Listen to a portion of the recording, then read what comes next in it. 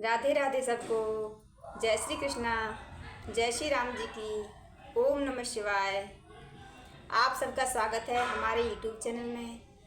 दैनिक श्री शिव महापुराण कथा में आप सभी सादर आमंत्रित हैं। कृपया कथा के साथ बने रहिएगा। तो आज का अध्याय है अग्नि यज्ञ, देव यज्ञ और ब्रह्म यज्ञ आदि का वर्णन। भगवान शिव के द्वारा 7 वारों का निर्माण तथा उनमें देव आराधन से विभिन्न प्रकार के फलों की प्राप्ति का कथन। तो चलिए अब हम कथा में प्रवेश करते हैं। बोलिए श्री शिव शंकर भगवान की जय, श्री शिव परिवार की जय। बने रहिएगा कथा में। ओम नमः शिवाय। ऋषियों ने कहा, प्रभु अग्नि यज्ञ, देव यज्ञ और ब्रह्म यज्ञ, गुरु पूजा तथा ब्रह्म तृप्ति का हमारे समक्ष क्रमशः वर्णन कीजिए, विस्तार से बताइए। सूत जी बोले, महर्षियों, गृहस्थ पुरुष अग्नि में सायकाल, जो गृहस्थ पुरुष है वो अग्नि देवता में साय को, शाम के समय, और प्रातःकाल जो चावल आदि द्रव्य की आहुति देता है उसी को अग्नि यज्ञ कहते हैं। और जो ब्रह्मचर्य आश्रम में स्थित है, रह रहा है, उन ब्रह्मचारियों के लिए समिधा का आधान ही अग्नि यज्ञ है। समिधा लकड़ी, वे समिधा का ही अग्नि में हवन करें। ब्राह्मणों, ब्रह्मचर्य आश्रम में निवास करने वाले द्विजों का जब तक विवाह न हो जाए, जो ब्रह्मचर्य में रह रहे हैं ब्राह्मण, जब तक उनका विवाह ना हो और वे औपासनाग्नि की प्रतिष्ठा न कर लें, तब तक उनके लिए अग्नि में समिधा की आहुति, व्रत आदि का पालन तथा विशेष यजन आदि ही कर्तव्य हैं। यही उनके लिए अग्नि यज्ञ है। द्विजों, जिन्होंने बाह्य अग्नि को विसर्जित करके अपने आत्मा में ही अग्नि का आरोप कर लिया है, ऐसे वानप्रस्थियों और सन्यासियों के लिए यही हवन या अग्नि यज्ञ है कि वे विहित समय पर हितकर, परिणीत और पवित्र अन्न का भोजन कर लें, निहित समय पर, समय सीमा में। ब्राह्मणों, सायकाल अग्नि के लिए दी हुई आहुति संपत्ति प्रदान करने वाली होती है। शाम के समय जो आहुति हम अग्निदेव को अर्पित करते हैं वो संपत्ति प्रदान करने वाली है, ऐसा जानना चाहिए। और प्रातःकाल सूर्यदेव को दी हुई आहुति आयु की वृद्धि करने वाली होती है। सूर्यदेव के नाम से जो आहुति दी जाती है वो आयु की वृद्धि करने वाली होती है। यह बात अच्छी तरह समझ लेनी चाहिए। दिन में अग्निदेव सूर्य में ही प्रविष्ट हो जाते हैं, प्रवेश कर जाते हैं। अतः प्रातःकाल सूर्य को ही दी हुई आहुति भी अग्नि यज्ञ के ही अंतर्गत है। अग्नि यज्ञ ही समझ लो, अग्नि यज्ञ हो गया, सूर्यदेव को आहुति दे दी गई। तो इस प्रकार यह अग्नि यज्ञ का वर्णन किया गया। इंद्र आदि समस्त देवताओं के उद्देश्य से अग्नि में जो आहुति दी जाती है उसे देव यज्ञ समझना चाहिए। स्थाली पाक आदि यज्ञों को देव यज्ञ ही मानना चाहिए। लौकिक अग्नि में प्रतिष्ठित जो चूड़ाकरण आदि संस्कार निमित्तिक हवन कर्म हैं उन्हें भी देव यज्ञ के अंतर्गत ही जानना चाहिए। अब ब्रह्म यज्ञ का वर्णन सुनो। अब बताइए क्या बता रहे हैं। द्विज को चाहिए कि वह देवताओं की तृप्ति के लिए निरंतर ब्रह्म यज्ञ करे। वेदों का जो नित्य अध्ययन या स्वाध्याय होता है उसी को ब्रह्म यज्ञ कहा गया है। प्रातः नित्य कर्म के अनंतर सायंकाल तक, शाम होने तक ब्रह्म यज्ञ किया जा सकता है। उसके बाद रात में इसका विधान नहीं है। रात में ब्रह्म यज्ञ उचित नहीं है। अग्नि के बिना देव यज्ञ कैसे संपन्न होता है, इसे तुम लोग श्रद्धा से और आदर पूर्वक सुनो। बिना अग्नि के कैसे संपन्न हो सकता है।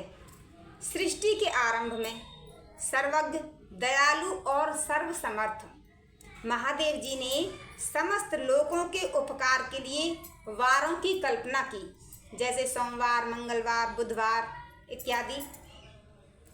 वे भगवान शिव संसार रूपी रोग को दूर करने के लिए वैद्य हैं, सबके ज्ञाता तथा समस्त औषधों के भी औषध हैं। उन भगवान ने पहले अपने वार की कल्पना की, जो आरोग्य प्रदान करने वाला है। तत्पश्चात अपनी माया शक्ति का वार बनाया, जो संपत्ति प्रदान करने वाला है। जन्म काल में दुर्गतिग्रस्त बालक की रक्षा के लिए उन्होंने कुमार के वार की कल्पना की। तत्पश्चात सर्वसमर्थ महादेव जी ने आलस्य और पाप की निवृत्ति तथा समस्त लोगों का हित करने की इच्छा से लोक रक्षक भगवान विष्णु का वार बनाया। इसके बाद सबके स्वामी भगवान शिव ने पुष्टि और रक्षा के लिए आयुकर्ता, त्रिलोक स्रष्टा, परमेष्टि ब्रह्मा का आयुष्कारक वार बनाया, जिससे संपूर्ण जगत के आयुष्य की सिद्धि हो सके। इसके बाद तीनों लोकों की वृद्धि के लिए पहले पुण्य पाप की रचना हो जाने पर उनके करने वाले लोगों को शुभ अशुभ फल देने के लिए भगवान शिव ने इंद्र और यम के वारों का निर्माण किया। ये दोनों वार क्रमशः भोग देने वाले तथा लोगों के मृत्यु भय को दूर करने वाले हैं। इसके बाद सूर्य आदि 7 ग्रहों को, जो अपने ही स्वरूप भूत तथा प्राणियों के लिए सुख दुख के सूचक हैं, भगवान शिव ने उपर्युक्त ऊपर कहे हुए 7 वारों का स्वामी निश्चित किया। सब वारों के अलग अलग स्वामी निश्चित कर दिए। वे सब के सब ग्रह नक्षत्रों के ज्योतिर्मय मंडल में प्रतिष्ठित हैं। शिव के वार या दिन के स्वामी सूर्य हैं। शक्ति संबंधी वार के स्वामी सोम हैं, सोमवार। कुमार संबंधी दिन के अधिपति मंगल हैं। विष्णु वार के स्वामी बुध हैं और ब्रह्मा जी के वार के स्वामी बृहस्पति हैं। इंद्रवार के स्वामी शुक्र और यमवार के स्वामी शनिदेव जी हैं, शनेश्वर हैं। अपने अपने वार में की हुई उन देवताओं की पूजा उनके अपने अपने फल को देने वाली होती है। सूर्य आरोग्य के और चंद्रमा संपत्ति के दाता हैं। सूर्यदेव हमारी बीमारी को हरते हैं और चंद्रदेव संपत्ति देते हैं। मंगल व्याधियों का निवारण करते हैं। मंगलवार जो है वो हमारे जो कष्ट हैं, बुरी बलाएं हैं, उनका निवारण करते हैं। बुध पुष्टि देते हैं। बृहस्पति आयु की वृद्धि करते हैं और शुक्र भोग देते हैं और शनैश्चर मृत्यु का निवारण करते हैं। ये 7 वारों के क्रमशः फल बताए गए हैं, जो उन देवताओं की प्रीति से प्राप्त होते हैं। अन्य देवताओं की भी पूजा का फल देने वाले भगवान शिव ही हैं। देवताओं की प्रसन्नता के लिए पूजा की 5 प्रकार की ही पद्धति बताई गई है। 5 प्रकार की पूजा की पद्धति है। उन देवताओं के मंत्रों का जप यह पहला प्रकार है। जिस देवता की पूजा की जाए उनका जप किया जाए, ये तो है पहला प्रकार। उनके लिए होम करना दूसरा, दान करना तीसरा तथा तप करना चौथा प्रकार है। किसी वेदी पर, प्रतिमा में, मूर्ति में, अग्नि में अथवा ब्राह्मण के शरीर में आराध्य देवता की भावना करके 16 उपचारों से उनकी पूजा या आराधना करना 5वां प्रकार है, 5वां तरीका है। इनमें पूजा के उत्तरोत्तर आधार श्रेष्ठ हैं। पूर्व के अभाव में उत्तरोत्तर आधार का अवलंबन करना चाहिए। दोनों नेत्रों तथा मस्तक के रोग में और कुष्ठ रोग की शांति के लिए भगवान सूर्य की पूजा करके ब्राह्मणों को भोजन कराएं। तदनंतर 1 दिन, 1 मास, महीना, 1 साल अथवा 3 वर्ष तक लगातार ऐसा साधन करना चाहिए। रेगुलर यही कर्म करना चाहिए। इससे यदि प्रवर प्रारब्ध का निर्माण हो जाए तो रोग एवं जरा आदि रोगों का नाश हो जाता है। इष्ट देव के नाम मंत्रों का जप आदि साधन वार आदि के अनुसार फल देते हैं। रविवार को सूर्य देव के लिए, अन्य देवताओं के लिए तथा ब्राह्मणों के लिए विशिष्ट वस्तु अर्पित करें। यह साधन विशिष्ट फल देने वाला होता है तथा इसके द्वारा विशेष रूप से पापों की शांति होती है।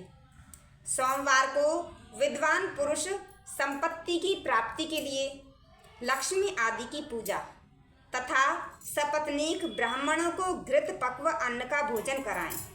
लक्ष्मी जी की पूजा करें और पत्नी सहित ब्राह्मण को भोजन कराएं घी में पका हुआ। मंगलवार को रोगों की शांति के लिए काली आदि की पूजा करें, काली माता की, तथा उड़द, मूंग और अरहर की दाल आदि से युक्त अन्न ब्राह्मणों को भोजन कराएं। बुधवार को विद्वान पुरुष दधि युक्त यानी कि दही से बने हुए अन्न से भगवान विष्णु का पूजन करें। ऐसा करने से सदा पुत्र, मित्र और कलत्र आदि की पुष्टि होती है।